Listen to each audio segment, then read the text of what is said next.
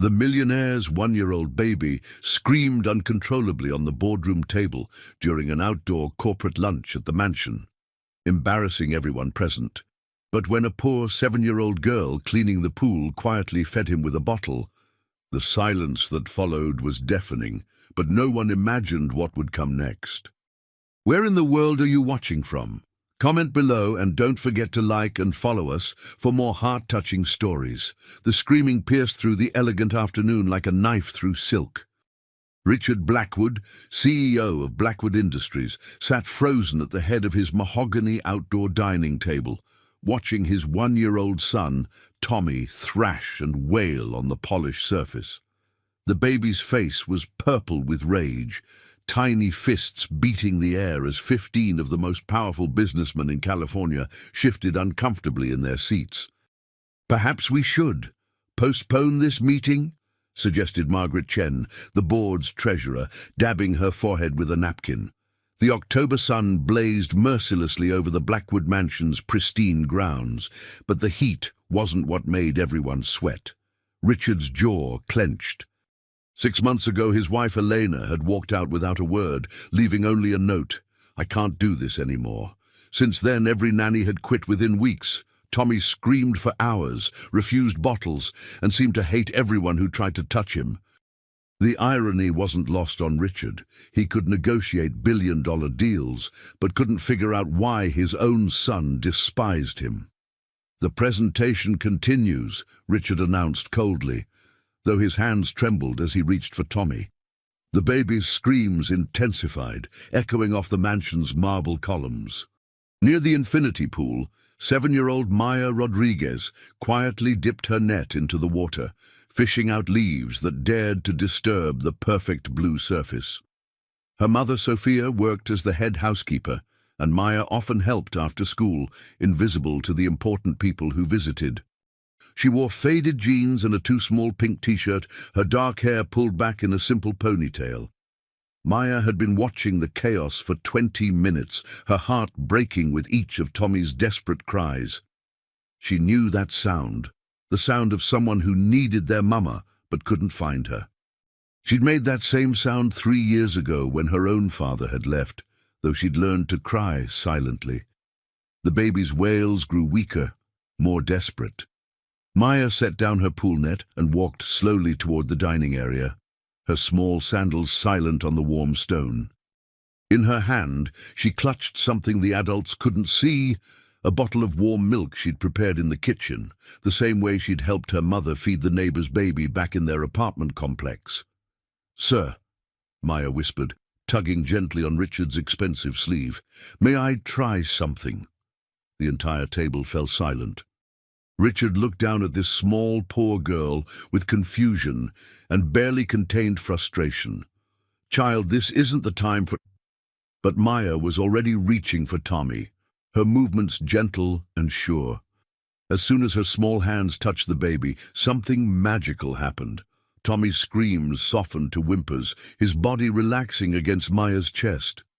She produced the bottle from behind her back and touched it to his lips. Tommy drank greedily, his blue eyes fixed on Maya's face with an expression that looked almost like gratitude. The silence around the table was so complete that the only sounds were the baby's contented suckling and the distant hum of pool filters. Richard stared in shock.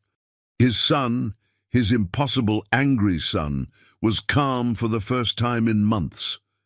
The businessmen exchanged glances, some looking impressed, others uncomfortable with this display of humanity. "How did you—" Richard began, but Maya was already humming softly, a Spanish lullaby her grandmother had sung to her. Tommy's eyelids grew heavy, and within minutes he was sleeping peacefully in the arms of a child who had nothing but somehow gave everything. Margaret Chen leaned forward, her voice barely a whisper. "In 30 years of business, I've never seen anything like this." But her eyes weren't on the baby. They were studying Maya with an expression that would have surprised everyone. Margaret had grown up poor too, before fighting her way to the top of the corporate world. As Maya gently placed the sleeping Tommy back on the table, Richard felt something shift inside his chest. For months, he'd thrown money at the problem. Expensive nannies, pediatric specialists, sleep consultants. Yet this little girl, who probably didn't have 2 nickels to rub together, had solved it in minutes. "What's your name?" Richard asked softly. "Maya Rodriguez, sir. My Mama Sophia works in your house." Richard nodded slowly, his mind racing. The irony was almost comical. He'd built an empire worth $3 billion, yet he'd been outmatched by a 7-year-old with a heart bigger than his mansion. Little did anyone know that this moment would change everything, setting in motion events that would shake the very foundations of the Blackwood Empire. 3 weeks later, Maya had become an unofficial part of the Blackwood household routine, though nobody talked about it openly. Every day after school, she'd slip through the service entrance and find Tommy, who now smiled the moment he saw her small figure approaching. Richard watched from his office window, telling himself it was a temporary arrangement until he found a suitable nanny. The truth, he was terrified to disrupt the only peace his son had known. "Mr. Blackwood," came Sophia's nervous voice from his office doorway. Maya's mother stood there in her crisp housekeeper uniform, wringing her hands. "I need to speak with you about Maya." Richard's stomach dropped. "Is there a problem?" Sophia stepped inside, closing the door behind her. At 42, she'd worked for wealthy families for 15 years, and she knew how these situations ended. "Sir, I appreciate what my daughter has done for Tommy, but people are talking. Mrs. Hampton from next door saw Maya playing with him yesterday and asked questions. Some of your friends have made comments." Richard knew exactly what Sophia meant. At the country club last weekend, Charles Morrison had pulled him aside with a smirk. "Heard you've got a little Mexican girl raising your boy now. Quite the turn of events for the Blackwood heir, don't you think?" The comment had been delivered with the kind of casual cruelty that passed for humor among the elite. "What are you suggesting?" Richard asked, though he dreaded the answer. "Maybe it's time for Maya to stop coming around, before this becomes complicated." Through the window, Richard could see Maya pushing Tommy on a small swing Sophia had hung from the oak tree. The baby was giggling, actually giggling, his chubby hands reaching for the autumn leaves dancing in the breeze. When was the last time Richard had heard his son laugh? "No," Richard said quietly. "I won't take this away from him." Sophia's eyes widened. "Sir, I understand, but—" "You don't understand." Richard's voice cracked slightly. "My son was dying inside, screaming himself hoarse every day, refusing to eat, to sleep, to let anyone near him. Your daughter saved him, Sophia. She saved us both." What Richard didn't say was the rest of it. How Tommy now reached for Maya's picture when he cried. How he'd started sleeping through the night, only when one of Maya's hair ribbons was tied to his crib. How Richard himself had begun looking forward to the sound of small feet running through his marble halls. Sophia shifted uncomfortably. "The other staff are wondering about Maya's future, about school, about—" "What school?" Richard interrupted. "Lincoln Elementary. It's not the best district, but it's what we can afford on my salary." Richard did quick mental math. Sophia made $40,000 a year, generous for housekeeping work, but poverty wages in this neighborhood, where his property taxes alone exceeded her annual income. Maya was probably crammed into classes of 30 kids, using outdated textbooks, in a building that needed serious repairs. The injustice of it hit him like a physical blow. "I want to help," Richard said suddenly. "With her education, I mean." Sophia took a step back. "Mr. Blackwood, we don't need charity. It's not charity." Richard surprised himself with the firmness in his voice. "It's reciprocity. Maya gives Tommy something I can't. Let me give her something you can't." And outside, Maya was showing Tommy how to make leaf piles, her animated chatter carrying through the window. "See, Tommy, you throw them up like this." Leaves rained down on both children as they collapsed in giggles. For a moment, the massive estate felt like home instead of a mausoleum, but Sophia's expression had hardened. "Sir, with all respect, I've seen how this story ends. Rich families get attached to the help's children, make promises, and then things change. I won't have Maya's heart broken when you get tired of playing savior." The words stung because they contained a grain of truth. How many times had Richard seen wealthy friends make grand gestures toward their staff's families, only to lose interest when the novelty wore off? "This is different," Richard insisted, but even as he said it, he wondered if it was true. Sophia's voice softened. "Maya already talks about you and Tommy like you're her family. She drew a picture of the three of you yesterday and hung it on our refrigerator. She doesn't understand that this arrangement is temporary." Richard felt something cold settle in his stomach. Was it temporary? He'd been operating day by day, afraid to examine his growing attachment to the little girl who'd brought light back into his world. But Sophia was right. The situation couldn't continue indefinitely without defining its boundaries. Through the intercom, his assistant's voice crackled. "Mr. Blackwood, Mrs. Morrison is here for your appointment." Perfect timing. Eleanor Morrison, Charles's wife and the unofficial queen of their social circle, was arriving for their monthly charity committee meeting. Richard watched through the window as Eleanor's Bentley pulled up, noting how her driver held her door with practiced deference. "We'll continue this conversation later," Richard told Sophia, but they both knew the real conversation would happen when Eleanor Morrison inevitably noticed the poor Mexican girl playing with the Blackwood heir. And as if summoned by his thoughts, Richard heard Eleanor's voice echoing through the foyer. "Richard, darling, I hope you don't mind, but I brought the Peterson twins for a play date with Tommy. It's so important for children to socialize with their own kind, don't you think?" Richard closed his eyes, suddenly understanding that his peaceful 3 weeks were about to come to a very ugly end. Eleanor Morrison swept into the Blackwood estate like she owned it, her twin grandsons Fletcher and Preston trailing behind in matching polo shirts and khakis. At 8 years old, the Peterson boys were miniature versions of their grandfather Charles, blonde, entitled, and utterly convinced of their superiority.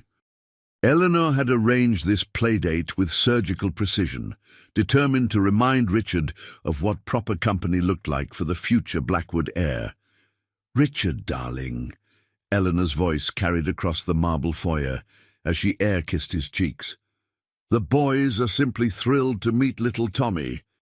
I've told them so much about the Blackwood legacy."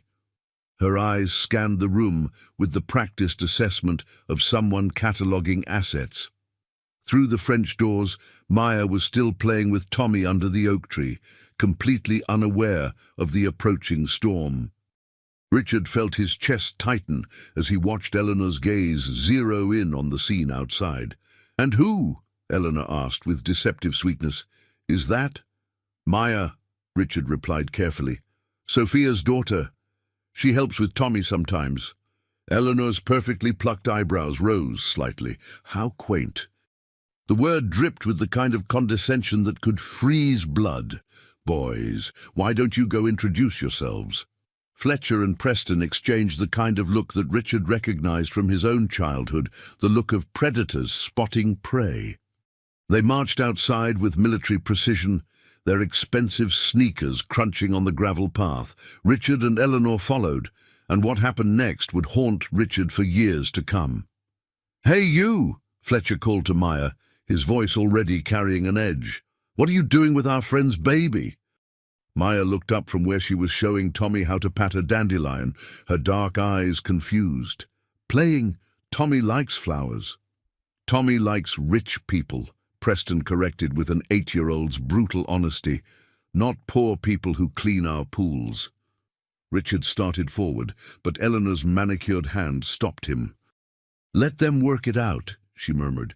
"Children need to learn about boundaries." Maya's small face flushed, but she stood her ground. "I'm not just a pool cleaner. I'm Tommy's friend." Fletcher laughed, the sound sharp and cruel. "Friends come from the same neighborhood. What neighborhood do you live in? The ghetto?" "I live in an apartment," Maya said quietly, her voice beginning to shake. "But it's clean and my mama works really hard." "Our houses have names," Preston interrupted. "Mine is called Willowbrook Manor. What's your apartment called? Roach Motel?" Richard felt rage building in his chest, but Eleanor's grip tightened on his arm. "Richard, this is actually perfect. Tommy needs to understand social hierarchies early. It's character building." Character building.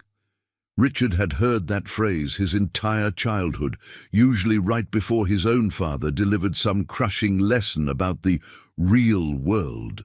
But watching Maya's face crumble as the twins circled her like sharks, he realized how much he'd hated those lessons. "Maybe you should go back to cleaning," Fletcher suggested with fake kindness. "We can take care of Tommy now. Rich kids know how to play with rich babies." Maya looked down at Tommy, who was reaching up toward her with complete trust. Her lower lip trembled, but she gently lifted the baby and took a step back. I was just helping until his daddy found better friends for him." The defeat in her voice broke something inside Richard. This brave little girl, who'd charged fearlessly into a room full of powerful men, was now shrinking away from two spoiled 8-year-olds. The injustice of it made his hands shake. Preston grabbed a stick and started poking at the leaf pile Maya had so carefully built. "This is stupid anyway. Poor people games." He kicked at the leaves, scattering them across the lawn. "Right, Tommy, you want to play golf instead? We brought our junior clubs." Tommy began to fuss, reaching toward Maya as she backed away. When Fletcher picked him up roughly, Tommy started crying in earnest. "Shut up, baby," Fletcher muttered. "You need to learn who your real friends are."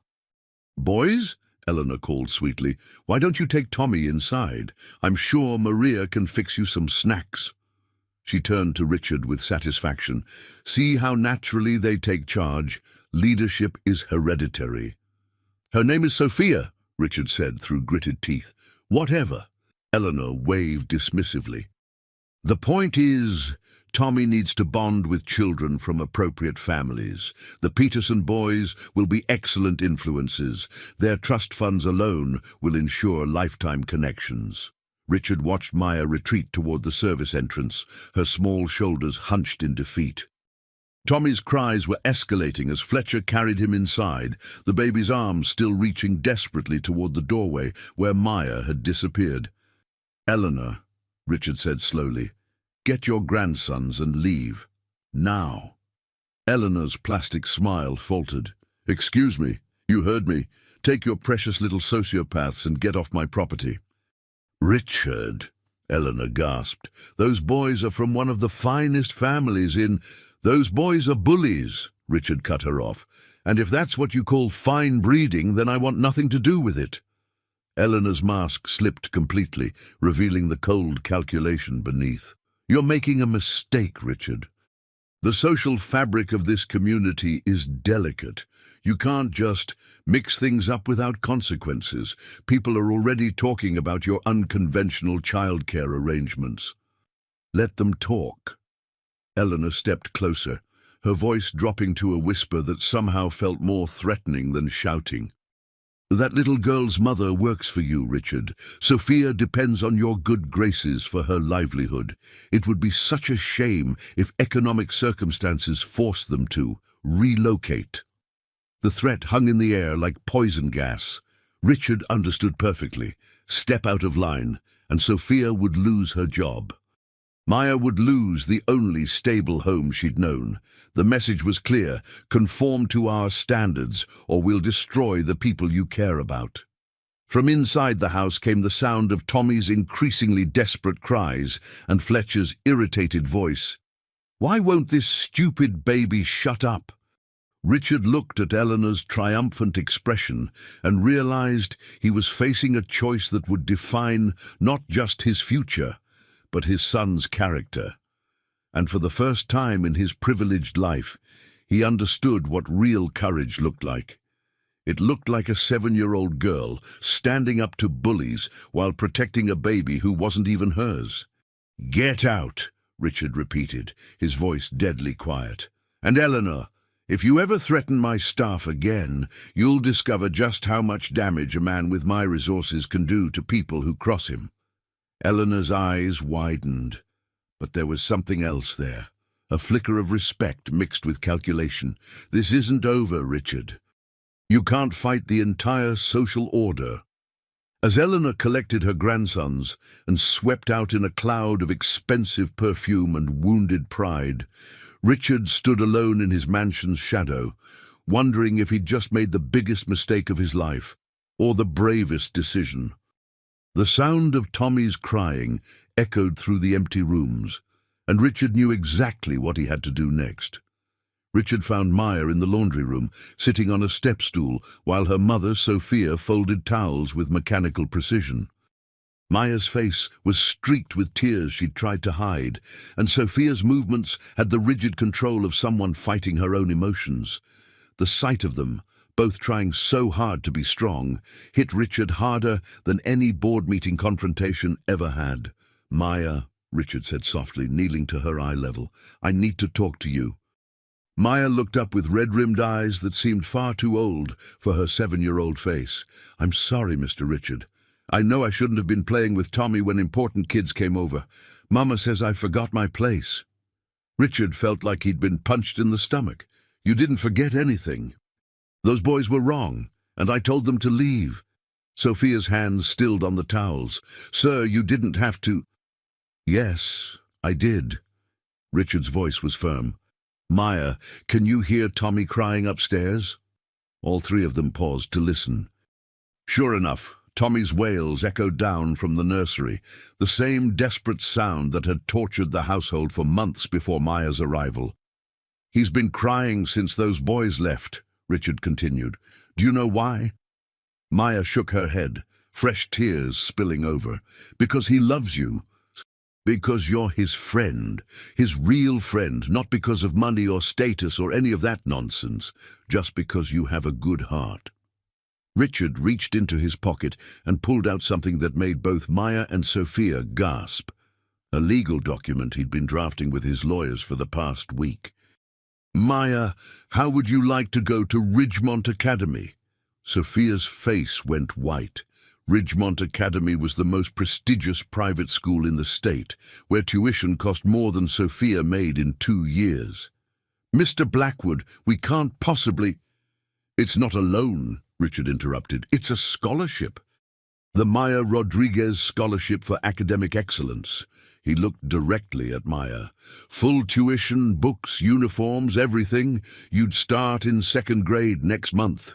Maya's eyes widened. But that's where rich kids go. Smart kids go there too, and kind kids, and brave kids who stand up to bullies." Richard's voice softened. "Kids like you, Maya."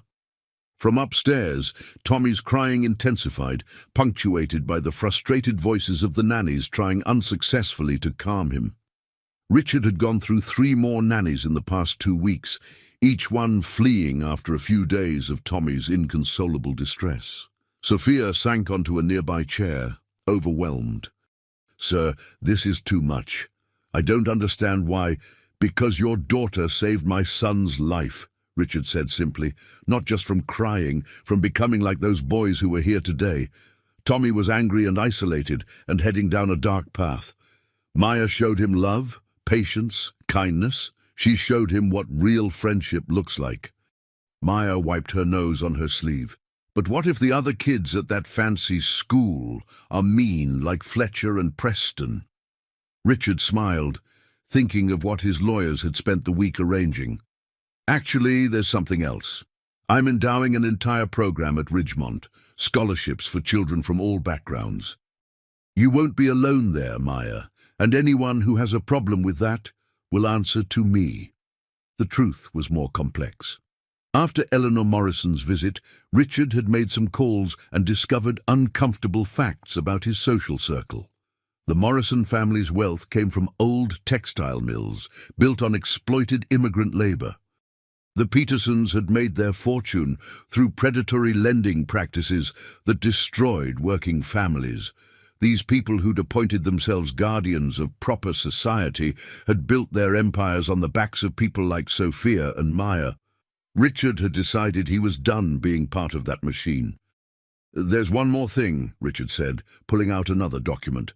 "Sophia, I'd like to offer you a new position, not as a housekeeper, as Tommy's governess and household manager. It comes with a significant salary increase and living quarters in the East Wing."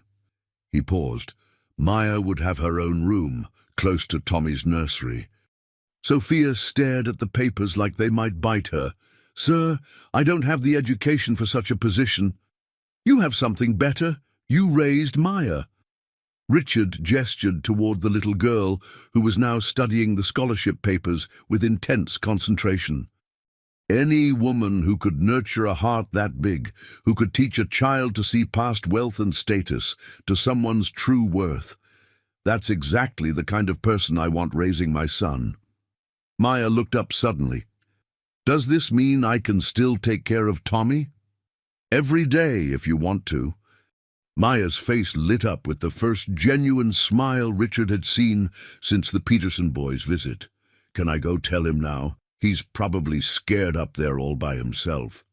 Richard nodded, and Maya raced from the room, her footsteps echoing through the mansion's halls. Within moments, Tommy's crying stopped, replaced by the sound of Maya's voice.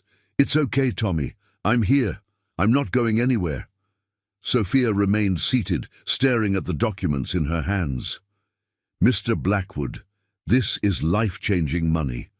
This could give Maya opportunities I never dreamed of. But I have to ask, what happens when you get tired of playing benefactor? What happens when the novelty wears off?" Richard had expected this question.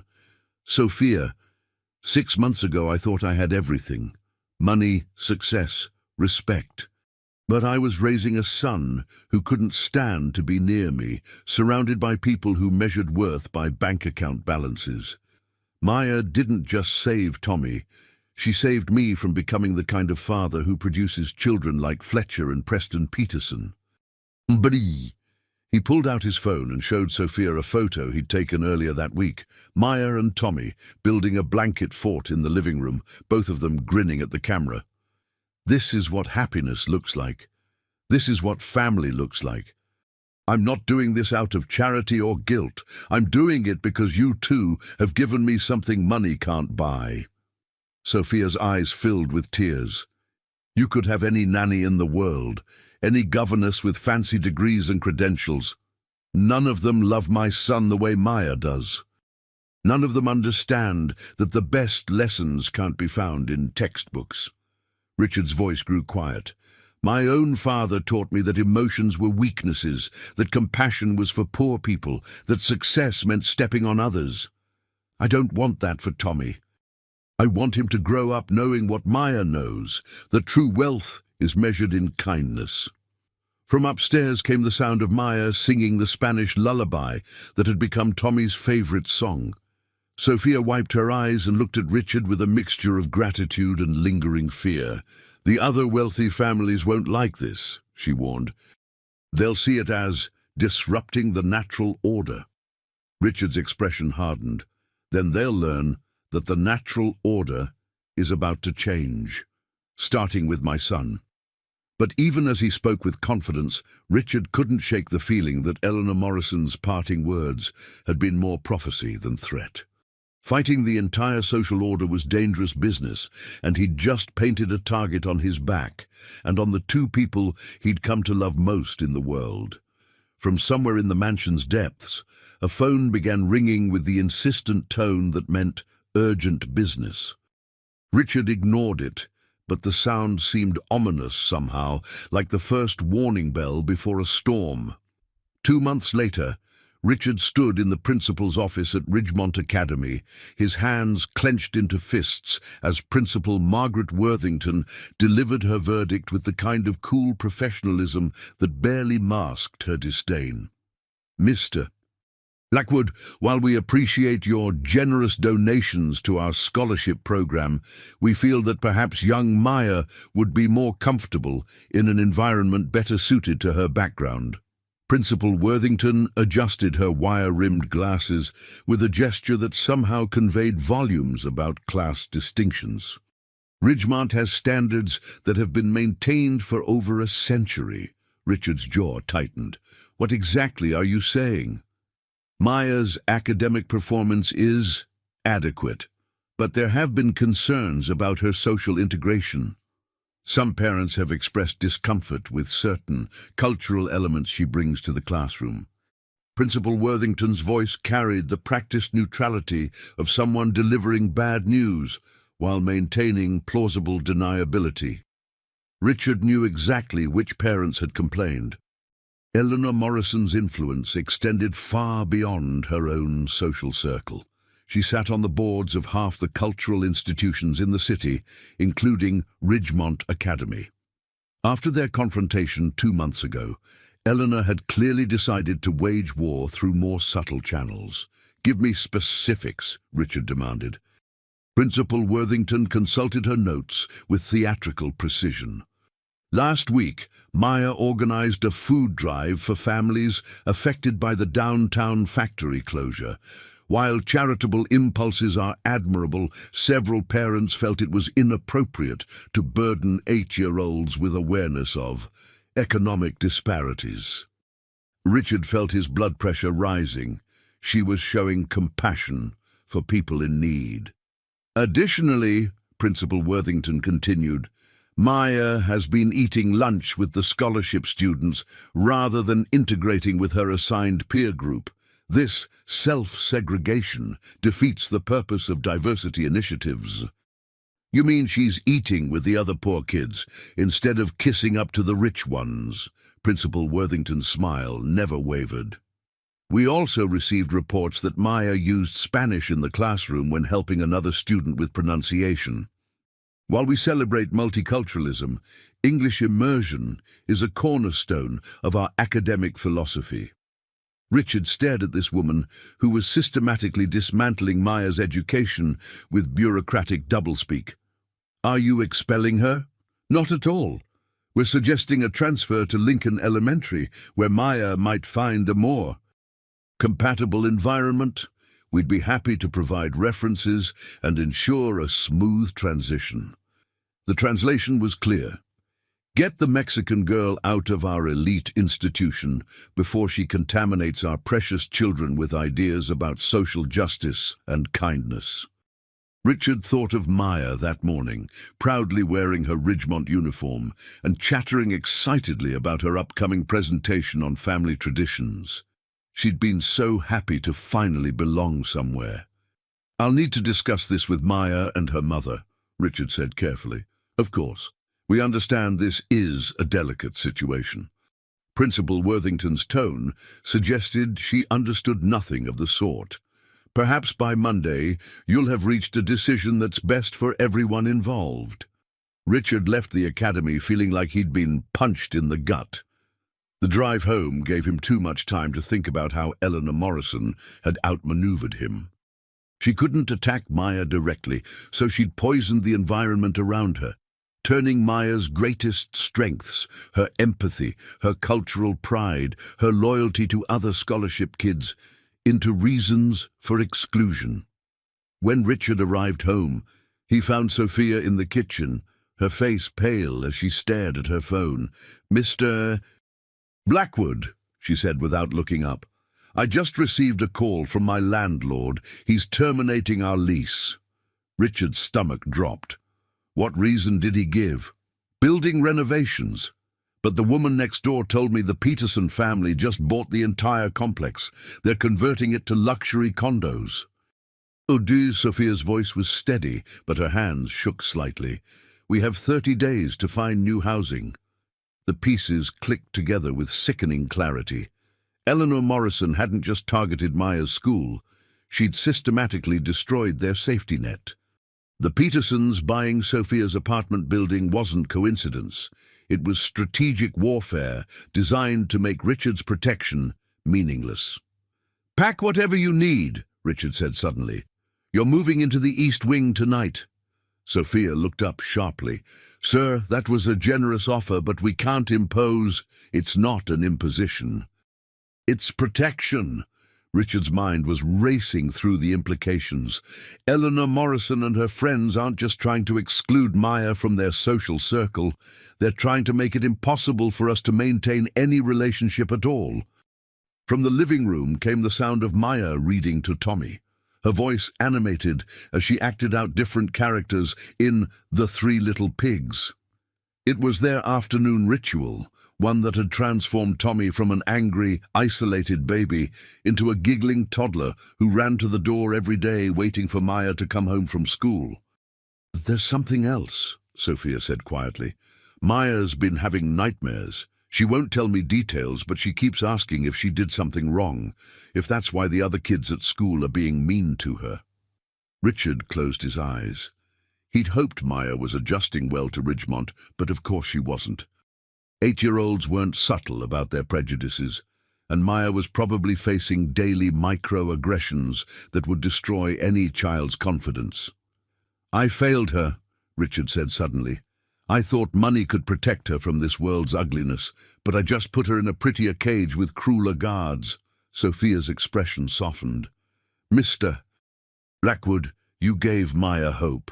You showed her that kindness can be rewarded, that dreams can come true. Don't you dare take that away from her now." Through the living room doorway, Richard could see Maya building block towers with Tommy, both children completely absorbed in their game.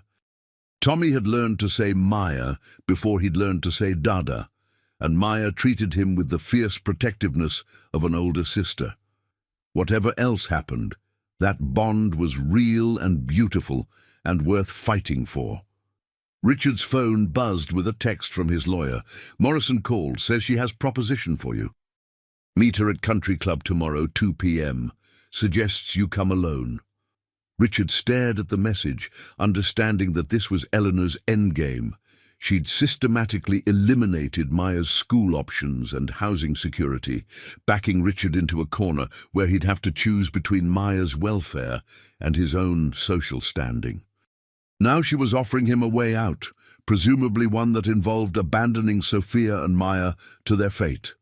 But as Richard watched Maya gently help Tommy stack blocks while singing softly in Spanish, he realized Eleanor Morrison had made a crucial miscalculation. She'd assumed that when push came to shove, Richard would choose his old world over his new family. She was about to discover just how wrong she was. Richard pulled out his phone and began typing a response that would either save everything he'd come to love or destroy it all completely. His finger hovered over the send button as Maya's laughter echoed through the mansion, the sound both beautiful and heartbreaking. Tomorrow, at the Country Club, Richard Blackwood would either surrender to the social order that had shaped his entire life, or declare war on it completely. And the ammunition for that war was already being loaded in the most unexpected place imaginable. The Country Club's main dining room dripped with old money and older prejudices. Richard sat across from Eleanor Morrison at their usual corner table, the same spot where they'd planned charity galas and business mergers for over a decade. Today felt different, like sitting down to dinner with a cobra. "Richard, darling," Eleanor purred, stirring her tea with practiced elegance. "You look tired. This whole situation must be so stressful for you." Richard studied her face, noting the predatory satisfaction barely concealed beneath her concern. "Cut to the chase, Eleanor. What do you want? Such directness. How refreshing." Eleanor's laugh tinkled like breaking crystal. "Very well.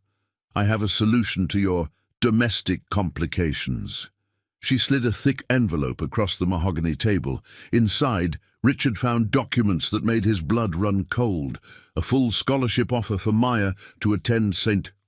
Catherine's Academy in Vermont, a boarding school 3,000 miles away.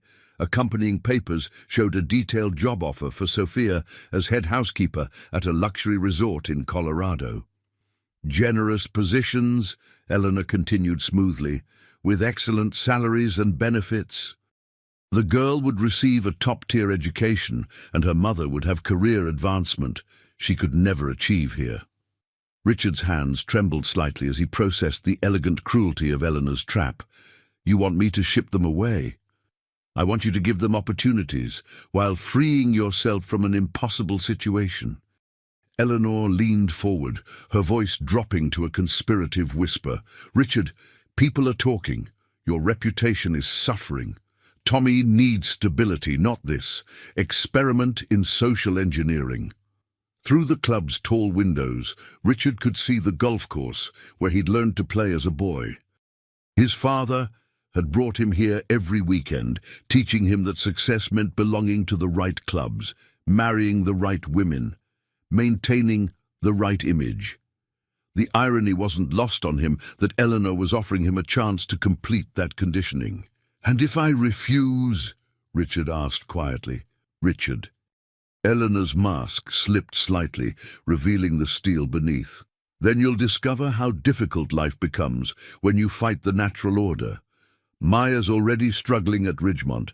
Imagine how much worse it could get. Sophia's employment prospects in this city would become limited. And Tommy," Eleanor's smile turned predatory, "children need stable environments. Family court judges might question whether a single father embroiled in social controversy can provide appropriate care." The threat hung in the air like poison. Eleanor wasn't just suggesting exile for Maya and Sophia, she was threatening to take Tommy away entirely.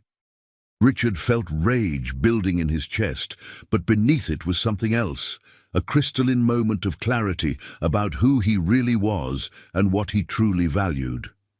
"You know what's funny, Eleanor," Richard said, his voice deadly calm. 6 months ago I would have taken this deal. I would have convinced myself I was doing Maya and Sophia a favor while protecting my own interests. Eleanor's eyes brightened with anticipated victory. And now I understand that everything I thought mattered was just elaborate window dressing for a fundamentally empty life. Richard stood slowly, leaving Eleanor's documents on the table. "Maya saved my son's soul, Eleanor.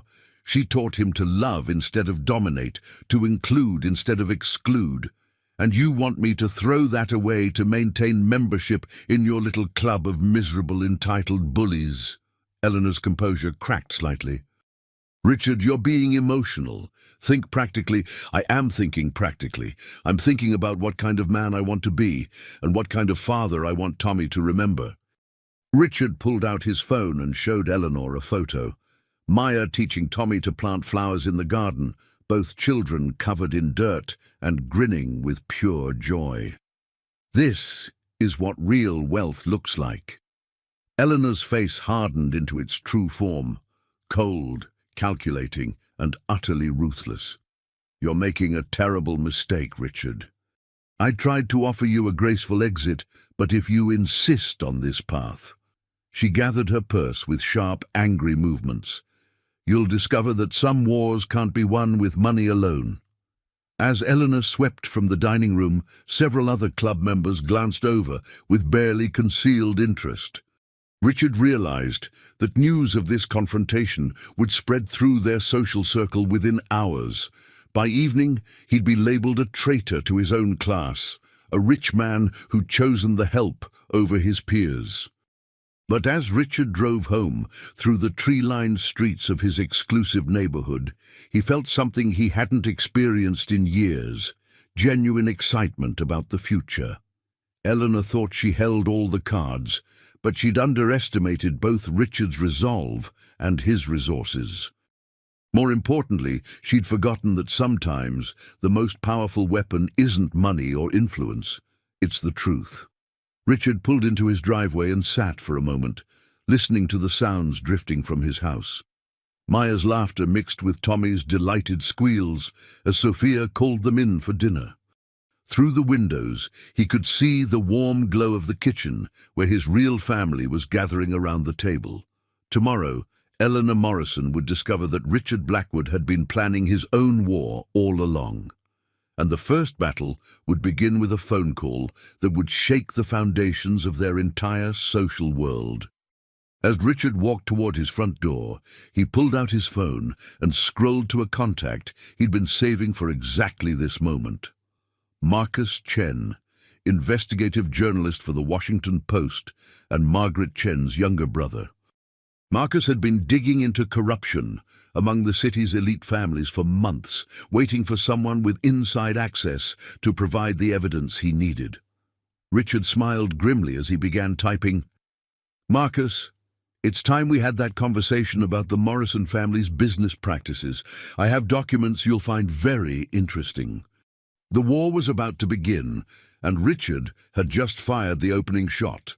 The next morning brought chaos wrapped in a Washington Post headline, "Exclusive, City Elite's Dark Money Trail Exposed." Marcus Chen's investigative piece laid bare decades of corruption, tax evasion and exploitation by the city's most prominent families. At the center of it all stood the Morrison family empire, built on illegal labor practices and predatory lending schemes that had destroyed thousands of working-class families. Richard sat in his kitchen reading the article while Maya ate cereal and helped Tommy with his breakfast. The contrast wasn't lost on him. While the city's power brokers scrambled to contain the damage, his household hummed with peaceful domesticity. Maya was teaching Tommy to say please and thank you in both English and Spanish, her patience endless as the toddler struggled with the unfamiliar sounds. Richard's phone had been ringing non-stop since 6 a.m. He'd ignored calls from 17 different board members, 3 country club officials, and Eleanor Morrison herself. But when Margaret Chen's name appeared on his screen, he answered immediately. "Richard." Margaret's voice was tight with barely controlled emotion. "I just finished reading my brother's article. Please tell me you have more." "Boxes of it," Richard confirmed. "Financial records, email chains, recorded conversations, enough to bring down half the families in our social circle." Margaret was quiet for a long moment. "You realize this makes you a pariah, don't you? These people will never forgive betrayal from one of their own." Richard watched Maya gently wipe Tommy's face, her movements tender and careful. "Margaret, do you remember being 7 years old and hungry? Do you remember what it felt like when rich people looked through you like you didn't exist? Every day," Margaret whispered. "Then you understand why I can't be part of that system anymore. Maya showed me who I really want to be, and it's not the man who sits silent while Eleanor Morrison destroys families for sport." Through the kitchen window, Richard could see reporters gathering at his front gate. The story had exploded across social media, with Zaka Morrison files trending nationally. Elena Morrison's carefully constructed image as a philanthropist and community leader was crumbling in real time. "There's something else," Margaret said carefully.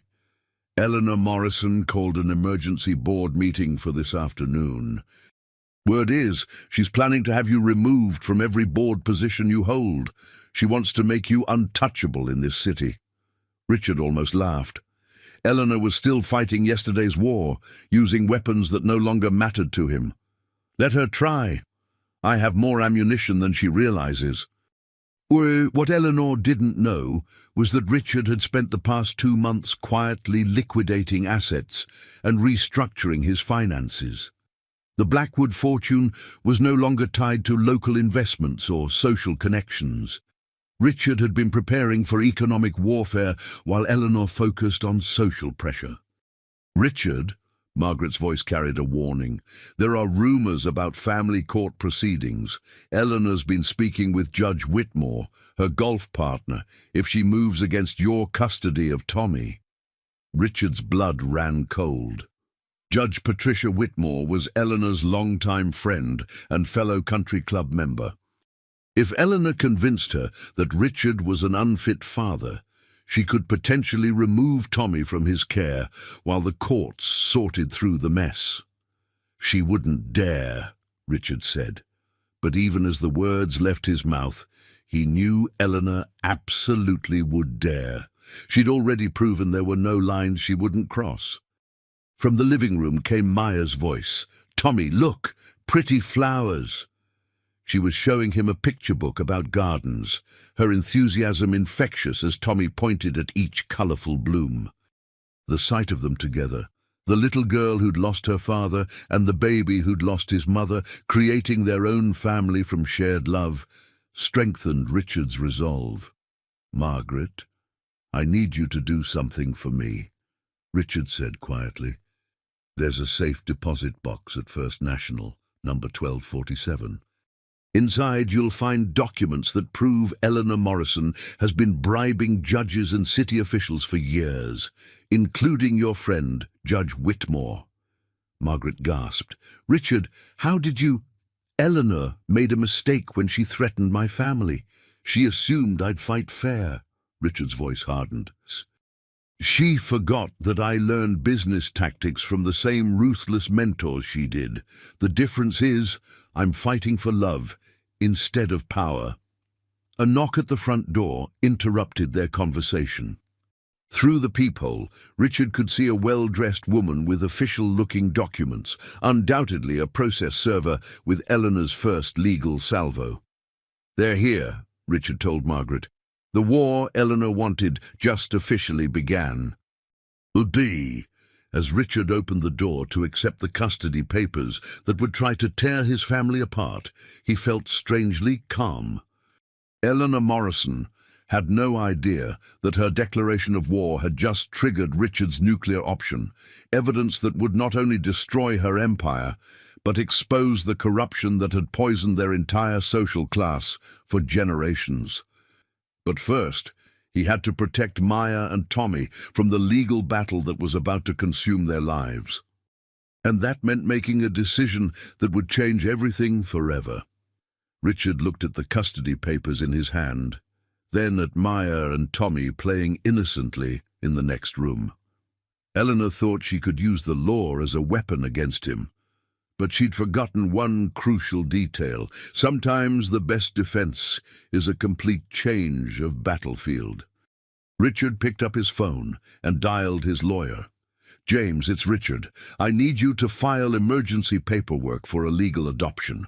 Maya Rodriguez is about to become my daughter, and I want it done before Eleanor Morrison can interfere." The real war was just beginning. The courthouse steps buzzed with reporters and photographers as Richard emerged from Judge Patricia Whitmore's chambers, his face grim but determined. Inside, Eleanor Morrison's first legal attack had just been brutally repelled, not through Richard's legal maneuvering, but through Maya's own devastating testimony. 3 hours earlier, Judge Whitmore had called Richard, Maya and Sophia into her chambers for what was supposed to be a routine custody evaluation. Eleanor had painted Richard as an unstable single father who'd become dangerously obsessed with inappropriate social experiments that put Tommy at risk. She'd prepared character witnesses and psychological evaluations designed to prove Richard was unfit. What Eleanor hadn't prepared for was Maya herself. "Your Honor," Maya had said in her clear, steady voice, "Mr. Richard isn't Tommy's daddy because he has to be. He chooses to be every single day, just like he chooses to be my daddy now too." Judge Whitmore had looked confused. "Maya, Mr. Blackwood isn't your father." "Yes, he is," Maya interrupted politely but firmly. "Not because we have the same blood, but because he loves me anyway. Just like I love Tommy, even though we're different colors. That's what real families do. They choose each other." Richard had watched Judge Whitmore's carefully constructed neutrality begin to crack. Maya's innocence cut through legal jargon and social posturing like a sword through silk. "Maya," Judge Whitmore had continued gently, "some people might say it's unusual for a wealthy white man to adopt a poor Hispanic girl. What would you say to those people?" Maya's response had silenced the entire room. "I'd say they never felt what it's like when someone sees you're sad and decides to fix it. Not because they want something back, but because your happiness makes them happy too. That's what Mr. Richard did for me and Tommy. He gave us a family when we didn't have one. Eleanor's lawyer had tried to interject with questions about cultural displacement and appropriate racial identity development, but Maya had looked him straight in the eye and said, "Mister, I know exactly who I am.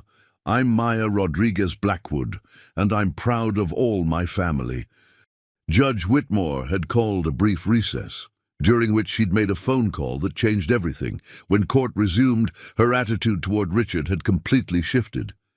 What Richard didn't know was that Judge Whitmore had just discovered the contents of safe deposit box 1247, evidence that Eleanor Morrison had been funneling money into her campaign accounts for years. "Mr. Blackwood," Judge Whitmore had announced, "after reviewing all evidence and conducting interviews with the relevant parties, I find no grounds for concern regarding your fitness as a parent. In fact, your dedication to both children is exemplary." Eleanor's face had gone white with rage and disbelief, but Judge Whitmore wasn't finished. "Furthermore, I'm expediting the adoption proceedings for Maya Rodriguez.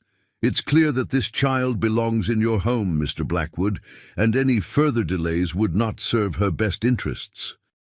And now, standing on the courthouse steps as cameras flashed and reporters shouted questions, Richard felt the weight of victory mixed with the knowledge that Eleanor's retaliation would be swift and merciless. She'd lost the legal battle, but women like Eleanor Morrison didn't surrender. They escalated. "Mr. Blackwood," called a reporter, "how do you respond to allegations that you've betrayed your own social class?" Richard looked directly into the camera. "I haven't betrayed my class. I've graduated from it. Real wealth isn't measured in bank accounts or country club memberships.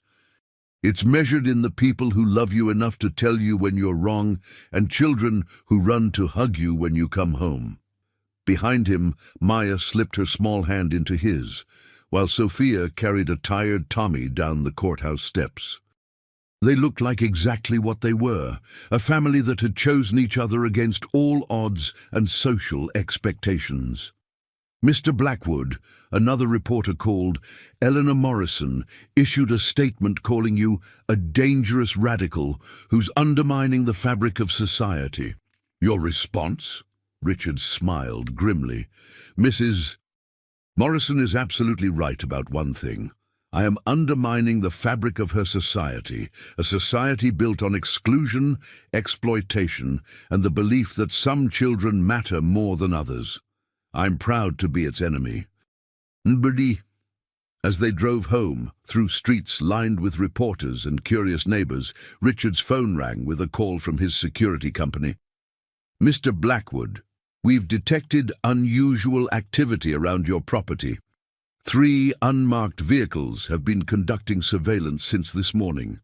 Eleanor's escalation had already begun. That evening, as Richard tucked Maya and Tommy into their beds, Maya looked up at him with serious eyes. "Daddy Richard, are bad people going to try to hurt us because you chose to love me?" Richard's heart broke at the question. "Maya, some people are angry because they think love should only exist between people who look the same or have the same amount of money. But they're wrong, and we're going to prove it." "How?" Richard smiled, thinking of the final phase of his plan, one that would either secure their future forever or destroy everything he'd built. "By showing the whole world what real family looks like, sweetheart. By being so happy and so loving that everyone can see the truth." As Maya drifted off to sleep, Richard stood in the hallway between his children's rooms, listening to their peaceful breathing. Tomorrow, Eleanor Morrison would unleash whatever final attack she'd been planning. But tonight, his family was safe, legal, and complete. What Eleanor didn't know was that Richard had one more surprise waiting for her, a revelation so shocking it would expose not just her corruption, but a family secret that would shake the very foundations of everything she believed about bloodlines, breeding, and social hierarchy. The war was almost over, but the biggest explosion was yet to come. The annual Blackwood Industries Charity Gala was supposed to be Eleanor Morrison's stage for Richard's final social execution. She'd spent weeks orchestrating the perfect trap, a room full of their former friends and colleagues, all primed to witness Richard's complete humiliation when she revealed her ultimate weapon. What Eleanor didn't expect was for Richard to turn her own party into his declaration of independence. "Ladies and gentlemen," Richard announced from the podium, his voice carrying clearly through the hotel ballroom filled with the city's elite. "Tonight was supposed to be about charity, but I want to talk about something more important: truth." The crowd stirred uneasily. Maya sat at the head table in a beautiful red dress, holding Tommy on her lap, while Sophia watched nervously from nearby. Richard had insisted his entire family attend, despite the obvious hostility radiating from most guests. 5 years ago, my late wife Elena began researching our family history for Tommy's baby book.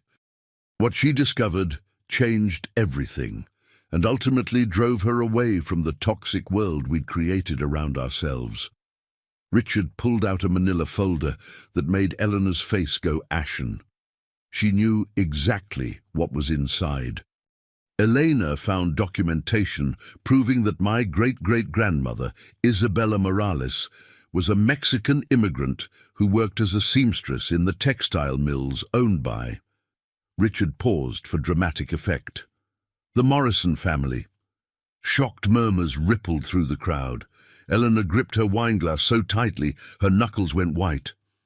Isabella was paid starvation wages, worked in dangerous conditions, and died at 23 from lung disease caused by factory pollution. Her daughter, my great-grandmother, was raised in an orphanage because Isabella couldn't afford to care for her. Richard's voice hardened. The Blackwood fortune was built on exactly the kind of exploitation that Eleanor Morrison has spent her life perpetuating. Eleanor stood abruptly, her chair scraping against the marble floor. "Richard, this is neither the time nor place for your personal vendetta." "Sit down, Eleanor," Richard commanded, his voice cutting through her protest like a blade. "Because there's more." Eleanor remained standing, but her confidence visibly wavered. Elena also discovered that Isabella Morales had 2 children. One daughter who became my great-grandmother, and one son who was given up for adoption. Richard smiled coldly. That son was adopted by a family named Rodriguez. The silence in the ballroom was deafening. Maya looked up at Richard with wide, confused eyes, while Sophia's hand flew to her mouth in shock. According to the genealogical research Elena commissioned, Maya Rodriguez is my 3rd cousin. We share the same great-great-grandmother, Isabella Morales, who died making money for the Morrison family textile empire. The revelation hit the room like a physical blow. Conversations erupted as guests tried to process the implications. Maya Rodriguez wasn't just some random poor girl Richard had taken pity on. She was family, blood family, the very thing their society claimed to value above all else. Eleanor's face cycled through emotions, shock, rage, and finally calculating acceptance. "Even if this is true," she said loudly, "it doesn't change the fundamental unsuitability of what?" Richard interrupted. "Of my cousin, of Tommy's family, of a child whose great-great-grandmother died enriching your family while mine prospered." He gestured toward Maya, who was staring at him with wonder and dawning understanding. "Maya and I are related, Eleanor. We always were. The only difference is that her branch of the family tree was pruned by poverty, while mine was fertilized by the profits from that poverty." Margaret Chen stood up slowly, her voice carrying across the silent ballroom. "Mr. Blackwood, are you saying that Maya has a legitimate claim to the Blackwood inheritance?" "I'm saying that Maya has always belonged in this family, legally and morally. The paperwork just makes it official." Richard's smile was triumphant. "Everything I've done, the adoption, the trust funds, the educational opportunities, it's not charity. It's justice. It's returning wealth to a family line that helped create it. Eleanor's final gambit crumbled before her eyes. She'd planned to use social pressure and legal maneuvering to force Richard to abandon Maya, but she'd never considered that Maya might have a stronger claim to Richard's world than anyone suspected. "This is convenient timing for such a discovery," Eleanor said desperately, her voice shrill with defeat. Richard pulled out another document, Elena's original research, dated 3 years earlier. "My wife discovered this connection years ago. She begged me to find Isabella's descendants and make amends for our family's role in their suffering. I was too proud and too comfortable to listen." His voice softened as he looked at Maya. "It took Maya herself to show me what Elena was trying to teach me. That family isn't about bloodlines or bank accounts. It's about choosing to love each other despite the world's attempts to divide us." Maya slipped down from her chair and walked to the podium, her small hand taking Richard's. "Daddy Richard," she said clearly, her voice carrying through the silent ballroom, "does this mean we were always supposed to be family?" Richard knelt to her level, his eyes bright with tears. "It means we found each other exactly when we were supposed to, sweetheart, just like Tommy found us both." The ballroom erupted in noise, some guests applauding, others arguing, still others heading for the exits as they realized their carefully ordered world was crumbling around them. Eleanor Morrison stood frozen in the chaos, watching her empire of influence collapse as the truth rendered all her weapons useless. But Richard barely noticed the commotion.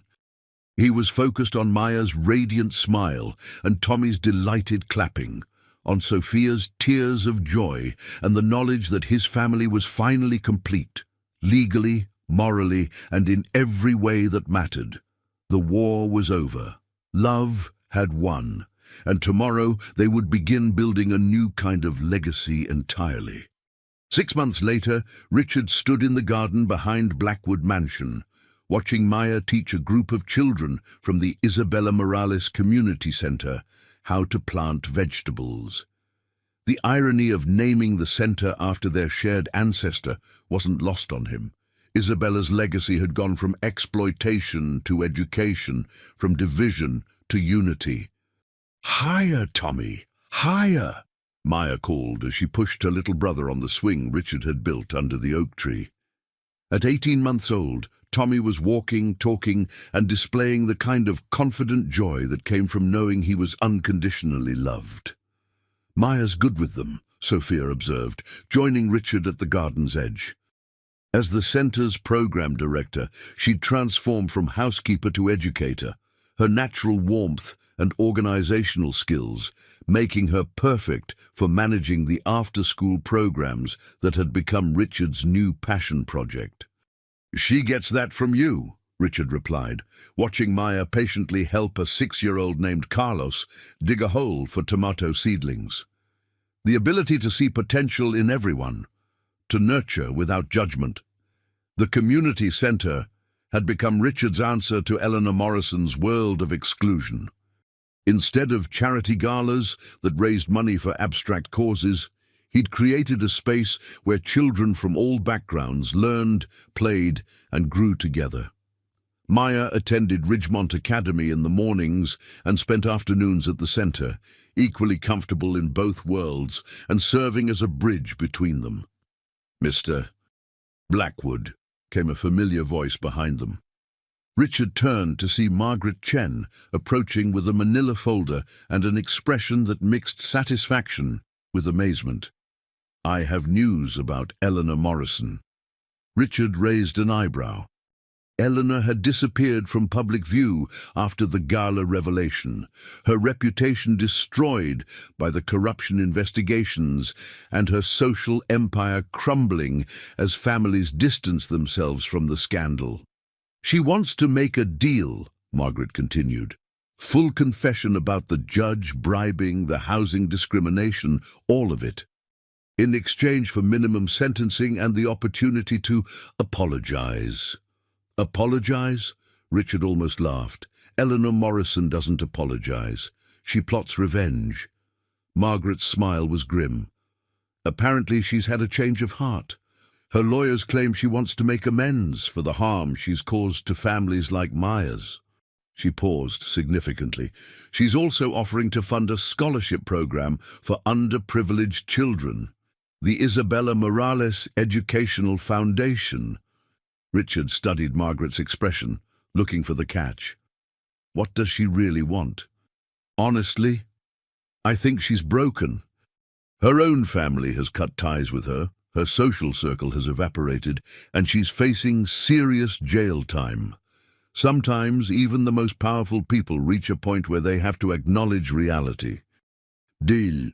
Through the garden's lattice fence, Richard could see reporters still occasionally driving by, hoping for updates on the Blackwood family revelation that had captivated the national media. The story of the millionaire who discovered his adopted daughter was actually his cousin had resonated far beyond their local social drama, sparking conversations about class, family, and the arbitrary nature of social hierarchies. There's something else, Margaret added quietly. Eleanor specifically asked to see Maya. She wants to. Apologize to her personally. Richard's protective instincts flared. Absolutely not. I won't expose Maya to that woman's manipulation. Actually, came Maya's voice from behind them, I want to talk to her. Richard spun around to find Maya standing there with dirt on her hands and determination in her dark eyes. At 8 years old, she'd already learned to listen carefully to adult conversations and form her own opinions. Maya, you don't understand what Eleanor Morrison is capable of. I understand that she tried to hurt our family because she was scared, Maya interrupted gently. Mama Sophia taught me that hurt people sometimes hurt other people. Maybe Mrs. Morrison needs to see that we're okay, that love won and nobody got broken. Richard knelt to Maya's eye level, struck by her wisdom and compassion. Sweetheart, some people don't deserve forgiveness. Maya's expression grew thoughtful. Daddy Richard, remember when Tommy used to cry all the time and push people away? He was scared and sad because his first mama left, but we didn't give up on him. We just loved him until he felt safe. She paused, glancing toward the fence where reporters occasionally gathered. Maybe Mrs. Morrison is like Tommy was, scared and pushing people away because she doesn't know how to be loved. Sophia joined them, her hand resting protectively on Maya's shoulder. Mija, Mrs. Morrison isn't a baby. She's a grown woman who made choices to hurt people. I know, Mama Sophia, but I also know that our family is strong now, strong enough to show her that love really does win. Maya looked between Richard and Sophia with the kind of confidence that came from absolute security. Besides, she can't hurt us anymore. We have each other, and that's more powerful than anything she has. Richard felt his throat tighten with emotion. 6 months ago, Maya had been a frightened little girl, cleaning pools and trying to be invisible. Now she was a confident young woman, offering grace to her former tormentor. The transformation was breathtaking. If we do this, Richard said carefully, it happens here, in our home, with our rules. Eleanor gets 10 minutes to say whatever she needs to say, and then she leaves our lives forever. Margaret nodded. I'll arrange it for next week. As the adults made plans, Maya returned to the garden where Tommy was now helping Carlos plant seeds by enthusiastically dumping handfuls of dirt into random holes. She guided her little brother's hands patiently, teaching him the difference between helpful and chaotic assistance. Watching them together, Richard realized that Maya's suggestion about meeting with Eleanor wasn't really about forgiveness. It was about closure. Their family had moved beyond Eleanor Morrison's influence, but some part of Maya needed to demonstrate that victory to herself and to the woman who'd tried to destroy them. The final chapter of their story wasn't about defeating Eleanor Morrison. It was about proving that love, once it takes root, grows strong enough to survive any storm. And sometimes If you're very lucky, it even grows strong enough to shelter the people who once tried to destroy it. As Tommy's delighted laughter echoed through the garden and Maya's patient voice guided other children through their first gardening lessons, Richard understood that they'd built something Eleanor's world could never touch. A family based on choice, strengthened by adversity, and rooted in the unshakable truth that love really does conquer all. The war was over. Love had won, and their real story, the story of the Blackwood family built on kindness instead of conquest, was just beginning.